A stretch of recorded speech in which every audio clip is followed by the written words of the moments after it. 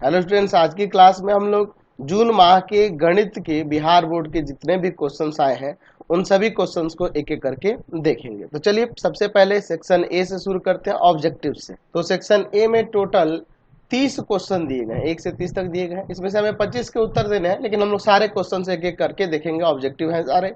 चलिए question number 1 देखिए, कह रहा है कि यदि function F R to R, यानी कि इस फंक्शन का डोमेन भी आर है और को डोमेन भी आर है, F X equal to X square से परिभाषित हो, तो हमें इसमें से बताना है कि यह फलन एक एकी अछादक फलन होगा, बहु एक अछादक होगा, एक एकी होगा लेकिन अछादक नहीं होगा, या ना तो एक एकी होगा और ना ही अछादक होगा।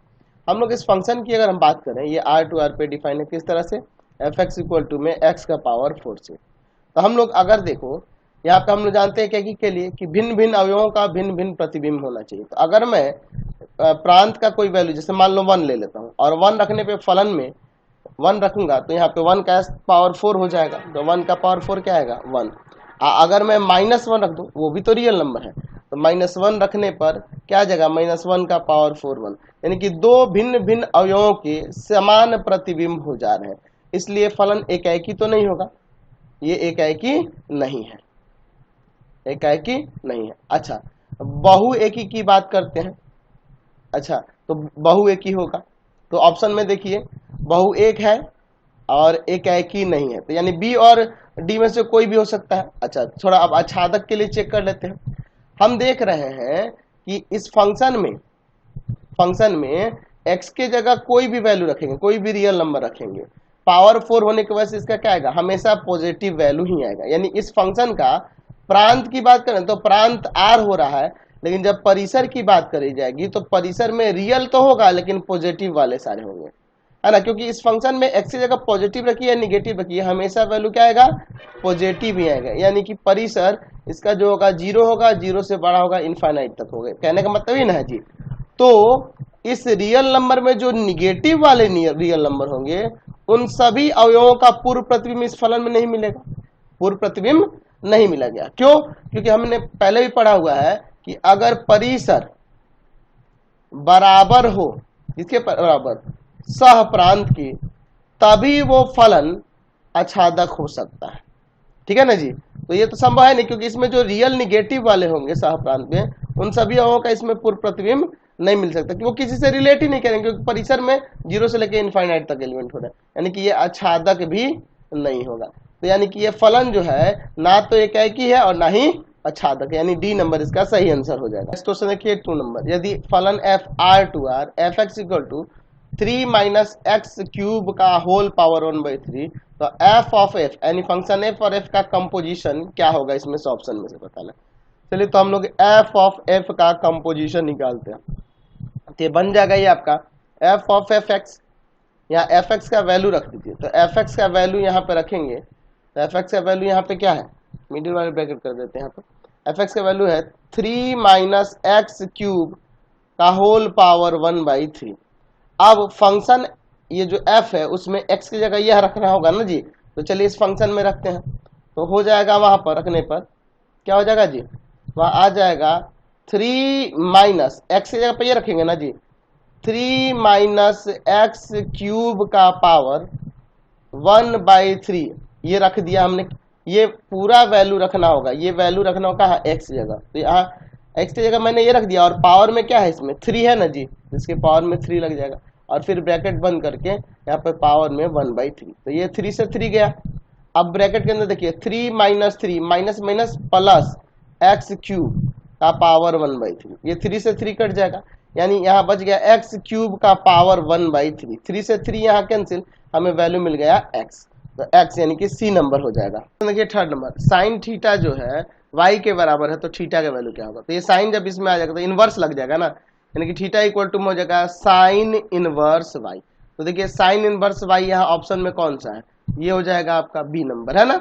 चलिए अगला चलते हैं क्वेश्चन नंबर 4, साइन इनवर्स 1/2। तो हम लोग जानते हैं कि साइन इनवर्स यहाँ पे दिया है, साइन में 1/2 कितना का वैल्यू होता है, तो साइन π/6 का होता है। तो हम लोग जानते हैं कि sine inverse of sine x जो होता है वह x के इक्वल होता है, यानी कि ये π/6 हो जाएगा, ऑप्शन नंबर इसका सी हो जाएगा। अगला क्वेश्चन देखिए, कॉस इनवर्स ऑफ √3/2, यहाँ पे दिया है कॉस इनवर्स ऑफ √3/2 किसके इक्वल है।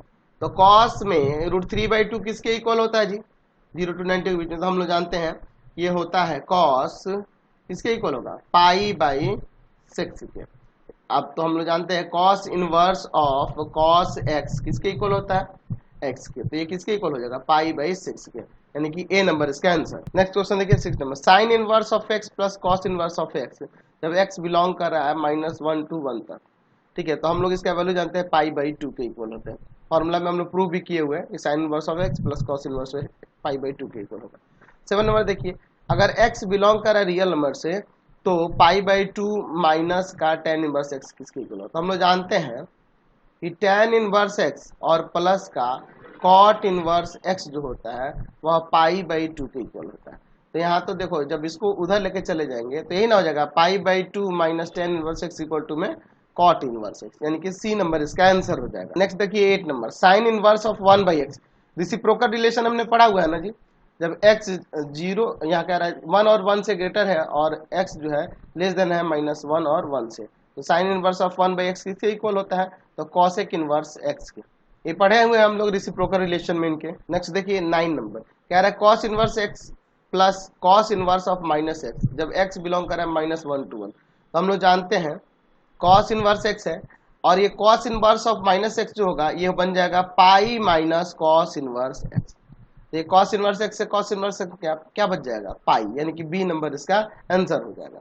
अगला देखिए 10 नंबर, यहाँ पे दिया हुआ है tan इनवर्स 1/x जब x 0 से ग्रेटर। हम लोग पढ़े हुए हैं कि tan इनवर्स x जो होगा, tan इनवर्स 1/x है सॉरी, किसके इक्वल होगा। तो ये हम लोग जानते हैं कि अगर x 0 से ग्रेटर है तो ये हो जाएगा आपका cot इनवर्स x इक्वल। अगर x 0 से लेस देन है तो हम लोग पढ़े हुए हैं ये हो जाता है -पाई प्लस का cot इनवर्स x। तो यह 0 से ग्रेटर कर रहा है तो इसलिए इसका क्या हो जाएगा, cot इनवर्स x, ये आपका सी नंबर हो जाएगा। नेक्स्ट क्वेश्चन देखिए 11 नंबर, यदि यहाँ पे मैट्रिक्स दो मैट्रिक्स इक्वल दिए हैं, देख लीजिए, यदि x + 1 3 9 7, एक ये 2/2 ऑर्डर का मैट्रिक्स और एक दूसरा मैट्रिक्स 2/2 ऑर्डर का है 8 3 9 2 + y, कह रहे दोनों इक्वल है तो x और y का वैल्यू क्या होगा। तो चलिए x y का वैल्यू, तो हम लोग जानते हैं कि इसके हम लोग जानते हैं कि कॉरस्पॉन्डिंग एलिमेंट इक्वल हो जाते हैं, यानी x + 1 किसके इक्वल हो जाएगा जी 8 के, और ये 2 + y किसके इक्वल हो जाएगा जी 7 के, है ना कॉरस्पॉन्डिंग एलिमेंट। ये जाके उधर घट जाएगा तो x का मान यहाँ से 7 आ जाएगा, ये जाके उधर घटेगा y का मान यहाँ 5, तो 7, 5 यानी कि बी नंबर इसका आंसर। तो क्वेश्चन नंबर 12 देखिए, निम्नलिखित में से कौन इकाई अवयव होता है, इकाई अवयव के डायगोनल वाले एलिमेंट 1 1 होते हैं, यही ना हो जाएगा सी नंबर, है ना, और वह एक स्क्वायर मैट्रिक्स भी होता है। क्वेश्चन नंबर 13 देखिए, ये दोनों ऑर्डर पेयर इक्वल है, सॉरी ऑर्डर पेयर में बोला, दो मैट्रिक्स इक्वल है 2/2 ऑर्डर के हैं, तो इसमें y और x का वैल्यू, तो यहाँ से देखो कॉरस्पॉन्डिंग एलिमेंट इक्वल करो, यानी कि हो जाएगा 3 + x इक्वल टू में यहाँ पर 3, तो ये उधर जाके घट जाएगा, x का वैल्यू 0 आ जाएगा, और फिर दूसरा y इक्वल टू में 7 हो जाएगा, ये कॉरस्पॉन्डिंग एलिमेंट इसके बराबर। तो पहले y को लिखना है और फिर x को लिखना है, तो y का वैल्यू 7 और x का वैल्यू 0, यही ना हो जाएगा 7, 0।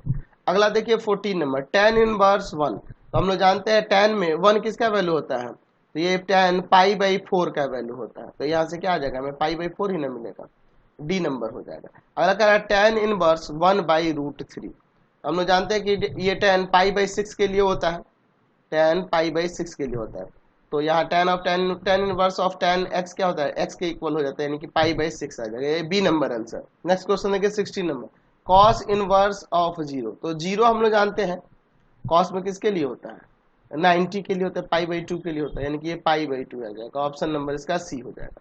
अगला कह रहा है sign inverse of 1/3 plus cos inverse of 1/3 किसके इक्वल होगा। तो हम लोग प्रॉपर्टी एक पढ़े हैं कि sine inverse of x plus cos inverse of x equal to π/2 when x belongs to -1 to 1। तो यहाँ जो वैल्यूज हैं ये देखो 1/3 1/3 -1 से 1 के बीच लाई कर रहा है, तो इसका वैल्यू किसके इक्वल हो जाएगा, π/2, दोनों जगह सेम वैल्यू है, देख रहा ना x है, तो यानी कि ये π/2 के इक्वल हो जाएगा। अगला क्या रहा है 18 number, differentiation of sine x, तो साइन का डिफरेंशिएशन cos x होता है ना जी। चलिए अगला 19 नंबर, डिफरेंशिएशन ऑफ x² का क्या हो जाएगा 2x, पावर नीचे आ जाएगा और पावर में से एक घट जाएगा, ये नहीं जानते हैं, ये 2x हो जाएगा, पावर में 1 हुआ तो 1 लिखने की जरूरत नहीं है। चलिए बी नंबर हो जाएगा। नेक्स्ट क्वेश्चन देखिए 20 नंबर, डिफरेंशिएशन ऑफ 5, कांस्टेंट है, कांस्टेंट का डिफरेंशिएशन 0 होता है। अगला देखिए 21 नंबर, cos इनवर्स ऑफ 4/5 किसके इक्वल होगा, इसको साइन में चेंज करने के लिए कह रहा है, साइन में ना वैल्यू दिया हुआ है, तो ये सिंपल है, आप जानते हैं इसके लिए हमें क्या करना होगा, cos इनवर्स 4/5 दिया है ना जी, हम इसमें साइन में इसे चेंज कर देना है। तो एक ट्रायंगल लेके भी ऐसे चेंज कर सकते हैं। देखिए cos थीटा हम लोग पढ़े हैं, बेस बाई हाइपोटेनस है ना, पढ़े हैं ना, तो यहाँ अगर इस एंगल, इसको एंगल लेते हैं तो बेस कौन हो जाएगा, ये, और हाइपोटेनस ये, तो इसका वैल्यू आ जाएगा 3। अरे इसका स्क्वायर में रूट अंडर इसका स्क्वायर माइनस इसका स्क्वायर करेंगे तो आएगा ना जी, इतना तो बताने की जरूरत नहीं है, ये 3 आ जाएगा। हमें साइन भी चेंज करते हैं, साइन के लिए क्या होता है, परपेंडिकुलर बाई हाइपोटेनस, यानी साइन इनवर्स 3/5 हो जाएगा। ठीक है, साइन इनवर्स 3/5, या हम लोग एक फॉर्मूला जानते हैं, अगर cos इनवर्स x को चेंज करना है तो उसके लिए हो जाएगा आपका यहाँ पर sine inverse root under 1 minus x square, इसको भी अप्लाई कर सकते हैं। ऐसे तो यहाँ से ये 3/5 ये आ गया, नहीं तो इसको अप्लाई करेंगे तो हो जाएगा cos इनवर्स 4/5 इक्वल टू में sine inverse root under 1 minus 4/5 का स्क्वायर। सॉल्व करके देखो उससे भी आ जाएगा, sine inverse root under 1 minus का 16/25, अंदर एलसीएम लेकर सॉल्व करिए, रूट अंडर एलसीएम लेंगे 25 माइनस का 16, सब्ट्रैक्ट होगा तो क्या आ जाएगा, sine inverse of root under 9/25, तो 9/25 का मतलब क्या है यहाँ पे, रूट में है तो 3/5, यही ना आ जाएगा। चलते नेक्स्ट क्वेश्चन पे। नेक्स्ट क्वेश्चन देखिए 22 नंबर, वास्तविक संख्याओं के समुच्च R पर जोड़ के लिए तत्समक अवयव यानी कि आइडेंटिटी एलिमेंट के बारे में मैंने बता रखा है, जिसको यहाँ जोड़ की बात करा तो जोड़ने से उस अवयव के कारण कोई फर्क ना है उस संख्या पर, उसी वास्तविक संख्या पर, उसी को योग का तत्समक अवयव कहेंगे। तो अगर आप कोई भी वास्तविक संख्या लेंगे, जैसे 2 लेंगे, अगर इसमें 0 जोड़ दें या 0 में 2 जोड़ दें, हमेशा क्या आएगा, 2 आएगा। आप कोई भी वास्तविक संख्या में अगर 0 जोड़ेंगे तो उस संख्या में कोई फर्क नहीं आएगा, इसलिए योग का तत्समक अवयव होगा वास्तविक संख्याओं के लिए 0, यानी कि ए नंबर।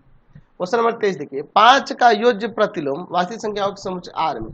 योज्य प्रतिलोम क्या होता है कि योज्य प्रतिलोम की अगर बात की जाएगी तो ऐसी वो वास्तविक संख्या होगी, यहाँ वास्तविक संख्या की बात हो रहा है, तो 5 के साथ ऐसी वास्तविक संख्या जोड़ेंगे ताकि जोड़ने पे हमें तत्समक अवयव प्राप्त हो। तो आप 5 में क्या ऐसा जोड़ेंगे कि हमें तत्समक अवयव प्राप्त होगा, तो -5 जोड़ेंगे तो हमें 0 तत्समक अवयव प्राप्त होगा जोड़, है ना, योग प्रतिलोम की बात कर रहा है ना जी।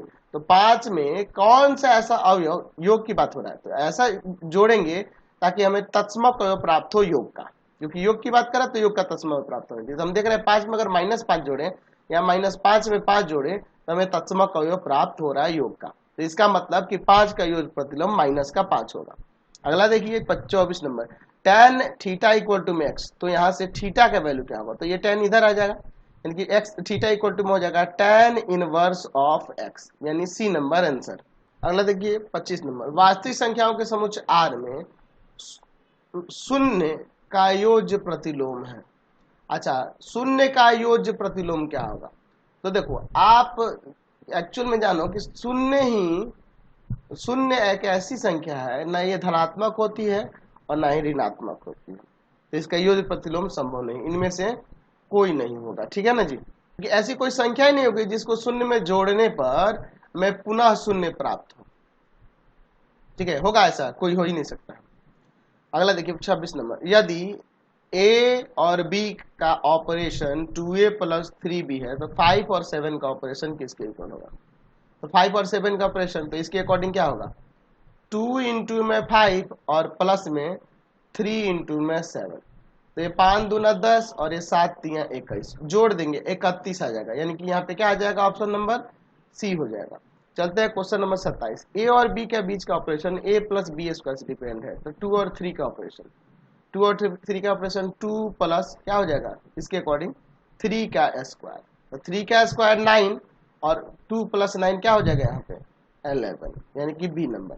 अगला देखिए tan inverse of 1/3 plus cot inverse of 1/3 किसके ऊपर, तो हम लोग जानते हैं कि tan inverse of x plus का cot inverse of x equal होता है π/2 के, कब, जब x बिलोंग करता है r से। तो ये हम लोग देख रहे हैं यहाँ दोनों जगह सेम वैल्यू है और दोनों रियल नंबर है ना भाई, तो tan inverse of 1/3 plus cot inverse of 1/3 किसके इक्वल हो जाएगा, ये आपके π/2 सी नंबर। नेक्स्ट देखिए 29 number, sec inverse of 2 plus cosec inverse of 2, तो हम लोग जानते हैं कि sec inverse of x plus का cosec inverse of x equal होता है पाई बाई टू के फॉर ऑल एक्स किससे बिलोंग करता है, तो X belongs to minus infinite to minus one union one to infinite, ये हम लोग जानते हैं। तो देखिए ये जो टू है इसी के बीच में ना लाई कर रहा है, तो sec inverse of x plus cos inverse of X pi by two के इक्वल, तो ये भी पाई बाई टू के इक्वल हो जाएगा। C number. अगला देखिए sine inverse of 1/10 plus cos inverse of 1/10, तो हम लोग जानते हैं कि sine inverse of x plus cos inverse of X pi by two के इक्वल होता है कब, for all x belongs to किसे -1 to 1, तो 1/10 इनके बीच -1 to 1 में लाइक कर रहा है ना भाई, तो बस इसका किसके इक्वल होगा, पाई बाई टू, यानी बी नंबर आंसर। चलिए अब हम लोग सेक्शन बी के क्वेश्चन देखेंगे, लघु उत्तरीय प्रश्न है। अभी तो 1 से 10 तक क्वेश्चन दिए गए हैं, इसमें से 5 के उत्तर देने हैं, सब 2-2 नंबर के हैं, लेकिन हम सबको देखेंगे। तो पहला क्वेश्चन कह रहा है संबंध की परिभाषा दे, तो हम लोग इसको लिख सकते हैं ऐसे, यदि ए तथा बी दो अरिक्त समुच्चय है, अरिक्त समुच्चय है,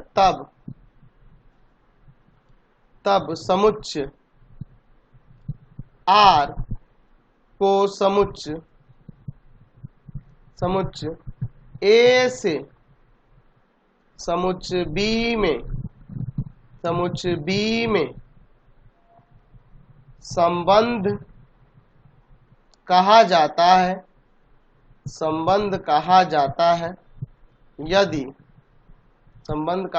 है, यदि आर सबसेट हो ए और बी के कार्तीय गुणन का, तो ऐसी इसकी परिभाषा हो जाएगी। चलते हैं नेक्स्ट क्वेश्चन पे। अगला देखिए 2 नंबर, एकाकी फलन की परिभाषा। एकाकी फलन की परिभाषा हम लिख सकते हैं कि फलन एफ ए टू बी एकाकी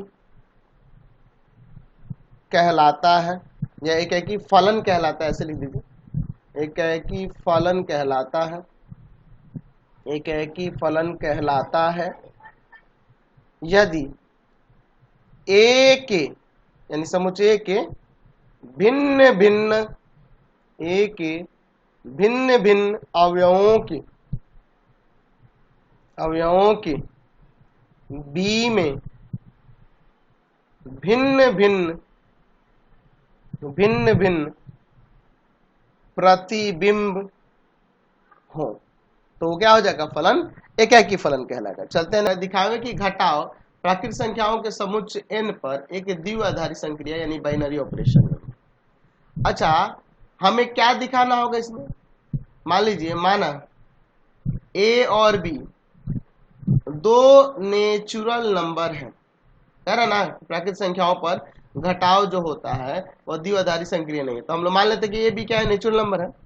तो ए और बी के बीच का एक ऑपरेशन जो कि a माइनस बी से डिफाइन है, घटाव से डिफाइन है, तो ये a माइनस बी क्या नेचुरल नंबर होगा, ए बी अगर कोई भी दो नेचुरल नंबर लेते हैं और उनके बीच ऑपरेशन करते हैं घटाव का, तो a माइनस बी जो आएगा क्या वह नेचुरल नंबर होगा हमेशा, बिल्कुल नहीं होगा, तो इसलिए बाइनरी ऑपरेशन नहीं होगा। क्यों, एग्जाम्पल के लिए देखिए, मान लीजिए 1 और 3 दोनों नेचुरल नंबर है, तो 1 और 3 के बीच का ऑपरेशन 1 माइनस 3, ये -2 आएगा, क्या ये एक नेचुरल नंबर है, नहीं ना है, अतः लिख सकते हैं कि घटाव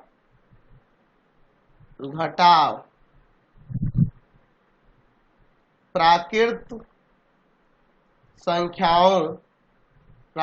संख्याओं के समुच्चय n पर एक द्विआधारी संक्रिया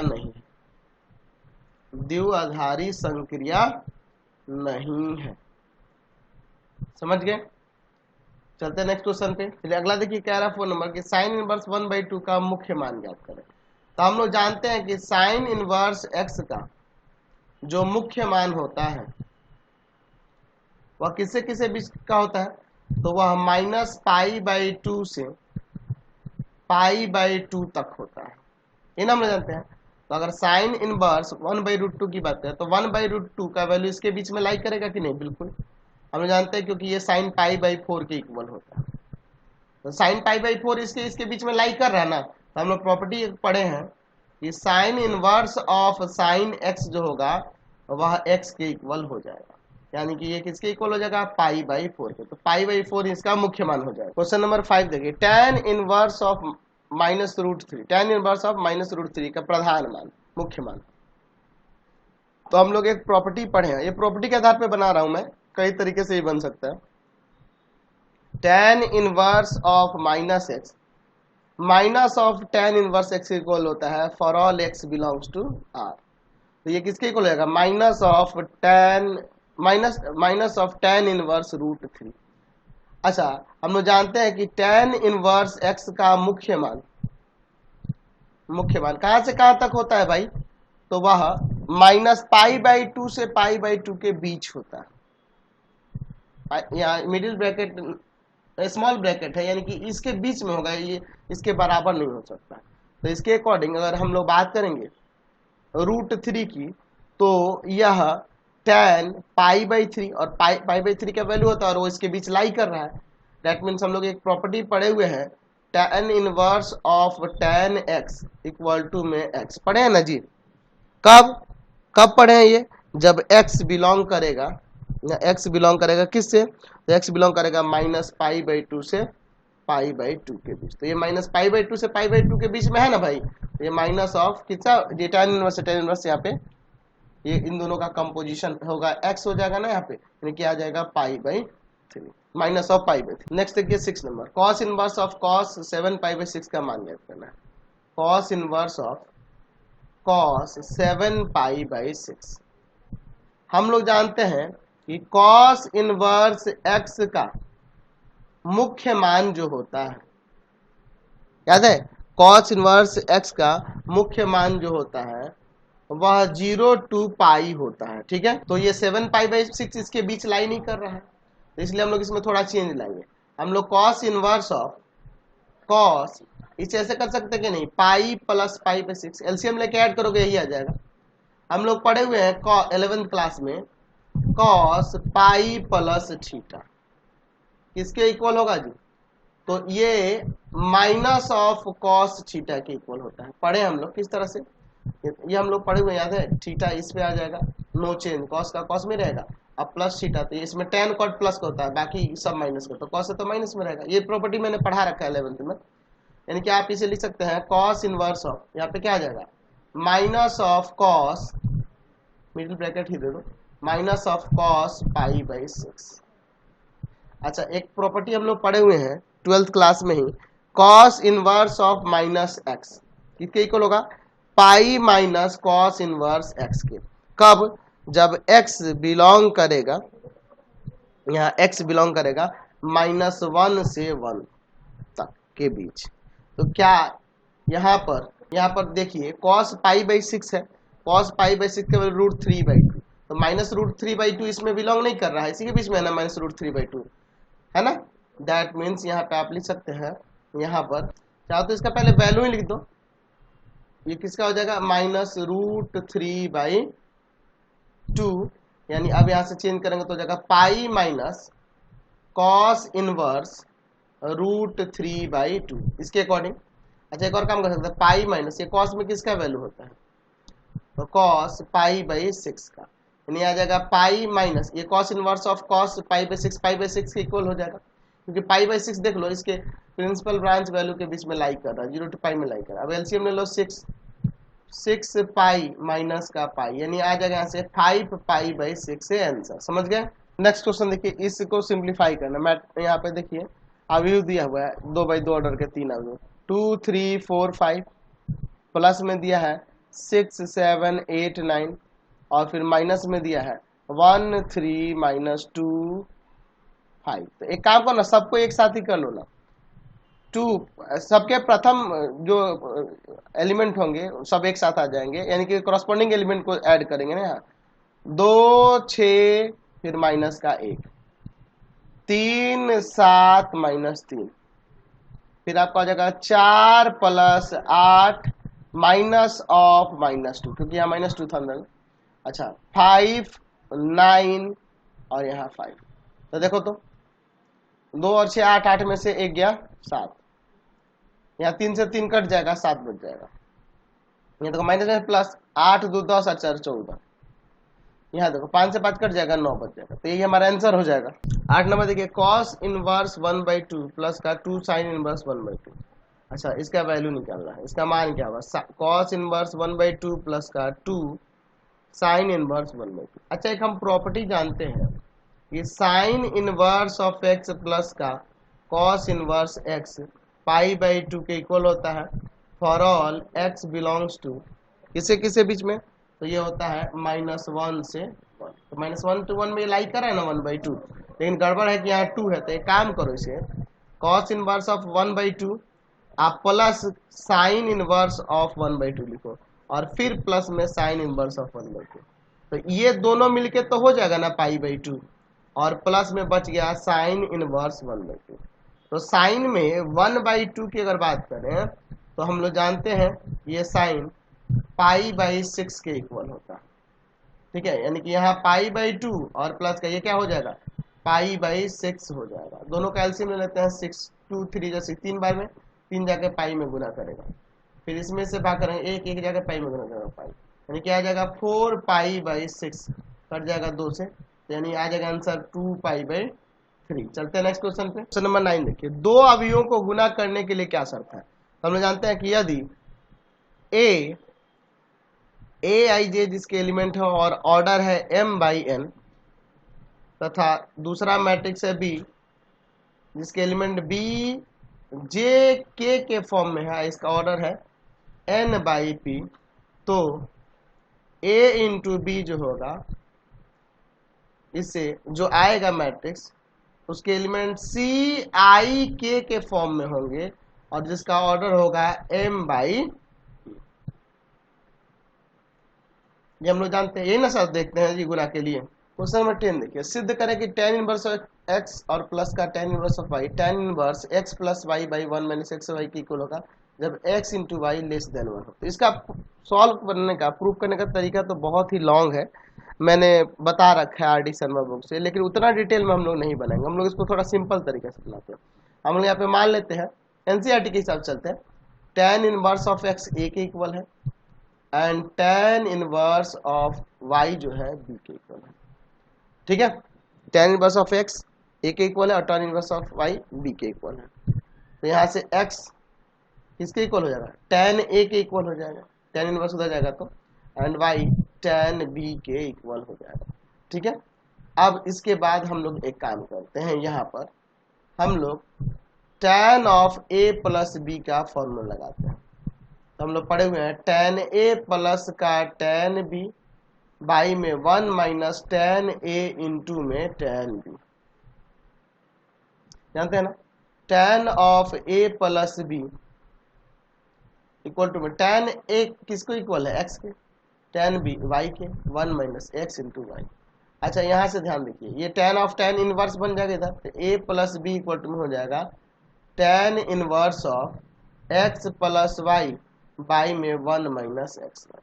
अब देखो a और b का वैल्यू जो हमने सपोज किया था वो लिखो, यानी कि ये हो जाएगा a tan इनवर्स x और b हो जाएगा tan inverse y equal to में tan inverse of x plus y by में 1 माइनस एक्स वाई, ठीक है।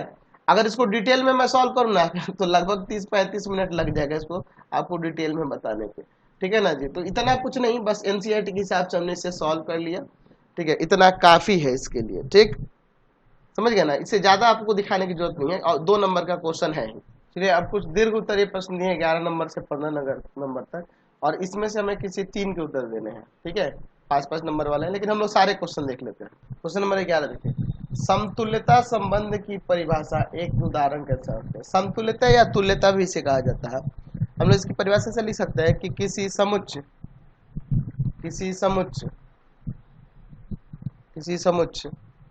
ए पर परिभाषित संबंध,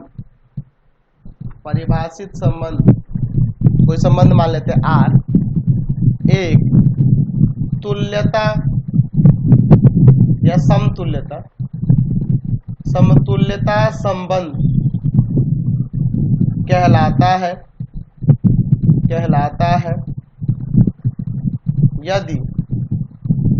यदि R स्वतुल्य,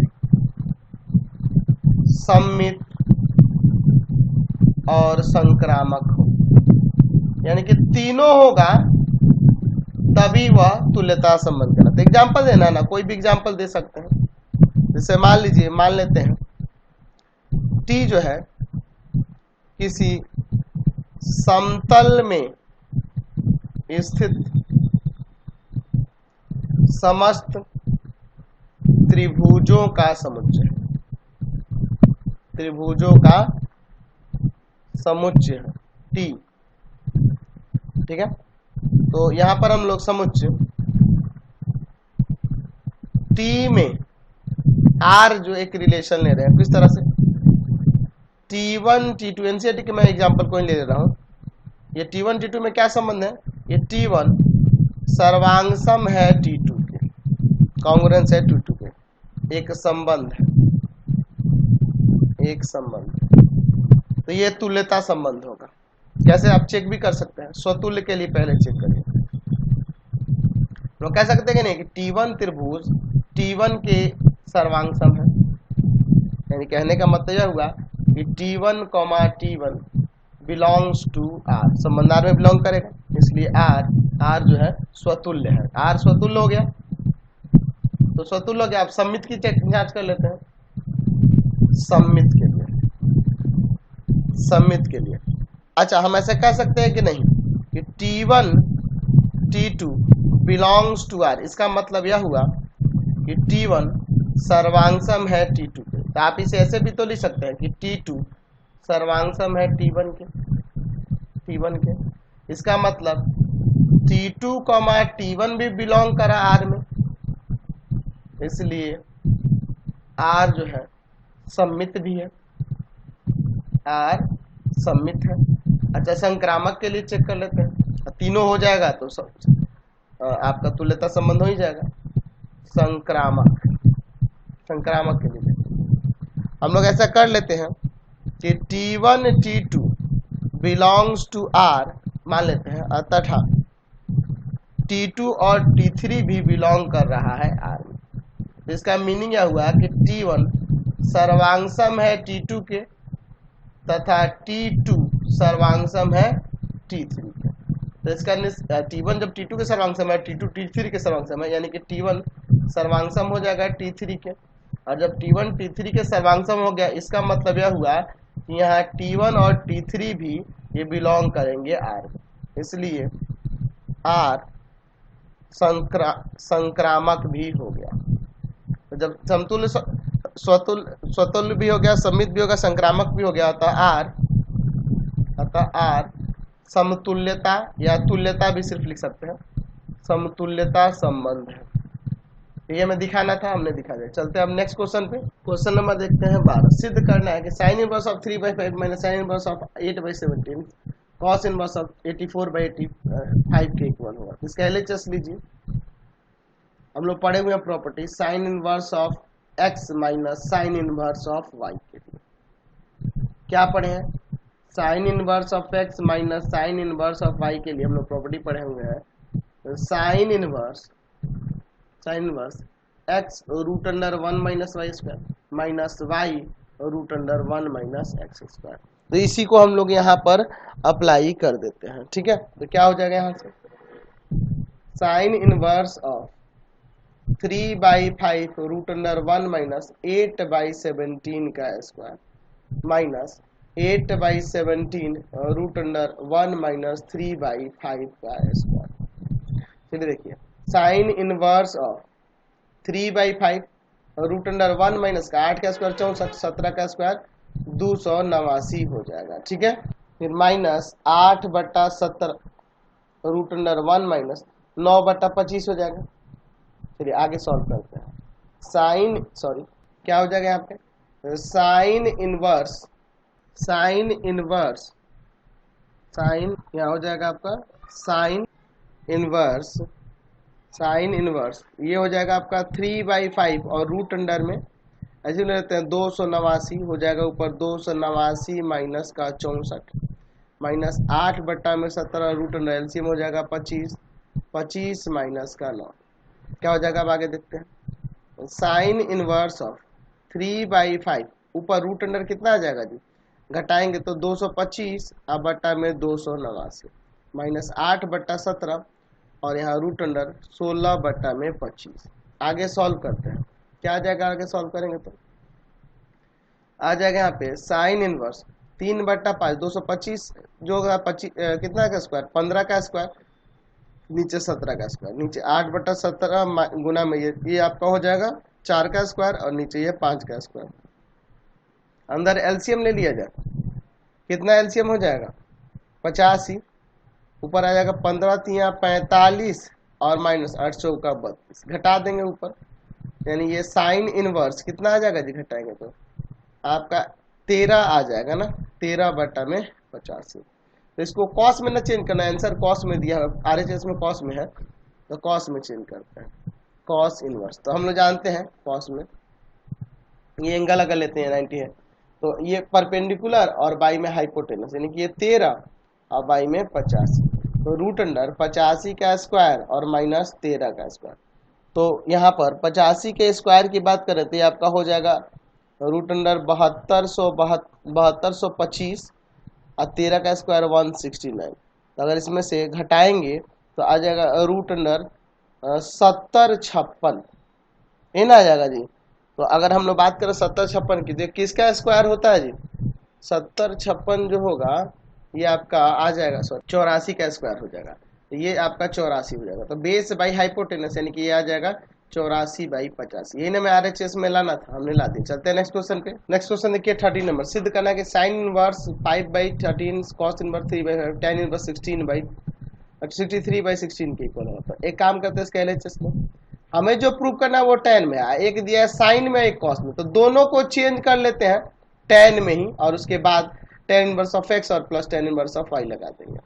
चलिए चेंज करते हैं, पहले वाले के लिए देखिए ध्यान से, अगर ये एंगल लेते हैं तो ये साइन में है तो यहाँ पे परपेंडिकुलर और बाई में परपेंडिकुलर और ये बाई में हाइपोटेनस, तो ये आ जाएगा 12 क्योंकि रूट अंडर 13 का स्क्वायर और माइनस का 5 का स्क्वायर।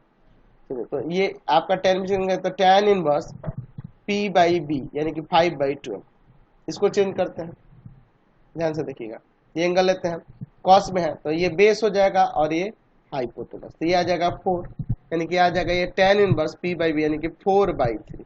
तो यहाँ tan inverse x plus tan inverse y का फॉर्मूला लगा दीजिए। तो हम लोग पढ़े हैं ना formula tan inverse x plus tan inverse y का क्या होता है, tan inverse x plus y में 1 minus x y, that means tan inverse आ जाएगा 5/12 प्लस का 4/3 बाई में 1 माइनस 5/12 गुना में 4/3।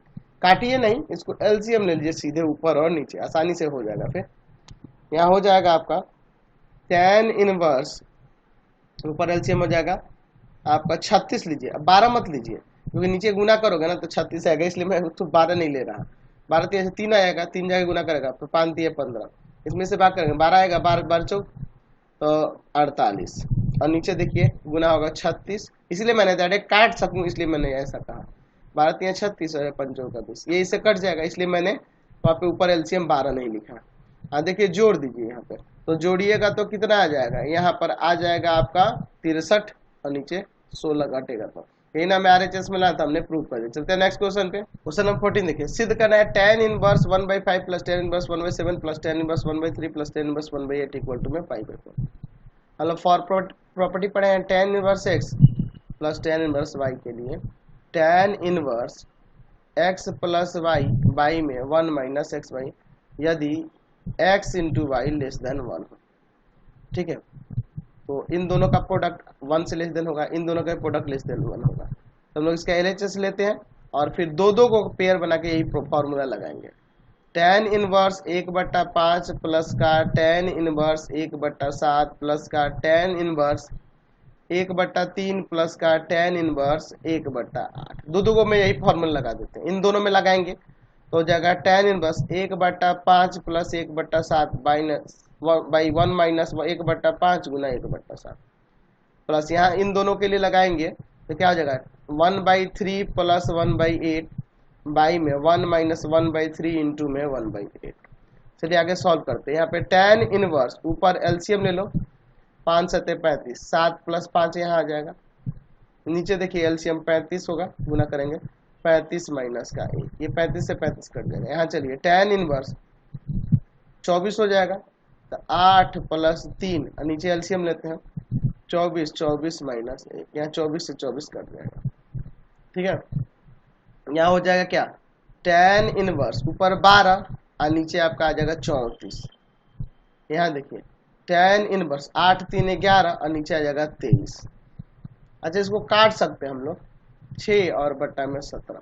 फिर से अगेन फॉर्मूला लगा दीजिए, tan इनवर्स 6 बट्टा में 17 और प्लस का 11 बट्टा में 23 बट्टा में 1 माइनस 6 बट्टा में 17 और गुना 11 बट्टा में 23। ठीक है, अब चलिए इसको एलसीएम लेके यहाँ पर सॉल्व करते हैं। तो क्या हो जाएगा, यहाँ पे tan इनवर्स ऊपर एलसीएम लीजिएगा 17 और 23 का, तो गुना करना पड़ जाएगा 391। 17 में भाग करेंगे, इसमें 23, 23 जाके 6 में गुना करेगा, तो 23 में 6 से गुना करोगे तो आपका आ जाएगा 138 प्लस, अच्छा इसमें भाग करेंगे 391 से तो 17, और 17 में गुना कर दोगे 11 से तो आपका 187। नीचे एलसीएम 391, ठीक है, और माइनस का 11 66 हो जाएगा, ये कट जाएगा। ऊपर हो जाएगा tan इनवर्स, अच्छा 138 है और प्लस में आपका 187 है, जोड़ने पे आ जाएगा 325। और नीचे देखिए 381 है और इसमें से घटाना है 66 को, तो यहाँ पर आ जाएगा, सॉरी 391 है ना, 9 है ये, 381 नहीं 391 है, तो 391 में से घटाएंगे 66 को तो ये भी 325 आ जाएगा, कट के 1। tan इनवर्स 1 यानी कि π/4, हमें RHS में यही तो लाना था। चलते हैं नेक्स्ट क्वेश्चन पे। ठीक है, नेक्स्ट क्वेश्चन देखिए 15 नंबर। यदि S एक सेट दिया है, S सेट दिया है, देख लीजिए 1 2 3 इसमें एलिमेंट है, तो ज्ञात कीजिए कि F से परिभाषित F S का व्युत्क्रम है, यदि अस्तित्व है तो F इनवर्स क्या करें। हमें दिखाना है कि ये व्युत्क्रमणीय फलन है, तो हम लोग यहाँ पे दिखाना होगा कि एक ही आच्छादक है ना, F जो है S में डिफाइन है, और फंक्शन F किस तरह से है डिफाइन, तो इसमें देखिए एक एलिमेंट है, 2 है और 3 है। तो हम देख रहे हैं इस फलन में कि 1 रखने पे वैल्यू आया है 1, 2 रखने पे आया है 2 और 3 रखने पे 3। तो इस डोमेन के हर एक एलिमेंट का इमेज इसमें मिल रहा है, तो एक ही है ना। और भिन्न भिन्न एस के भिन्न भिन्न अवयव का भिन्न भिन्न प्रतिबिंब है, तो यहाँ पे लिख सकते हैं कि प्रांत एस के भिन्न भिन्न अवयवों का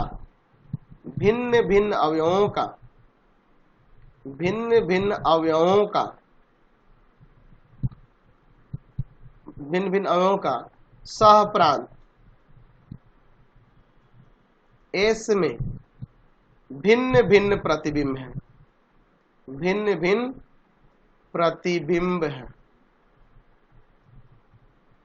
इसका मतलब इसलिए F एक ही है। अच्छा एक ही है, अच्छा इसके सह प्रांत यानी कि इसके द्वितीय, यहाँ पे देखिए सह प्रांत एस के सभी अवयवों का जो परिसर वाले एलिमेंट है, या हम ऐसे भी लिख सकते हैं कि इसका जो परिसर है, देख लो परिसर में ही ना है 1 2 3 रखने पे 3 है, तो परिसर में देखा जाए एलिमेंट, तो परिसर आपका क्या है यहाँ पे 1 2 3 है, यानी कि किसके बराबर दिख रहा है, सह प्रांत के बराबर दिख रहा है। तो हम लोग जानते हैं कि परिसर अगर सह प्रांत के बराबर हो गया तो वैसे ही वो आच्छादक हो गया, ऐसे भी लिख सकते हैं, इसलिए F आच्छादक है। तो जब एकाकी और आच्छादक दोनों हैं,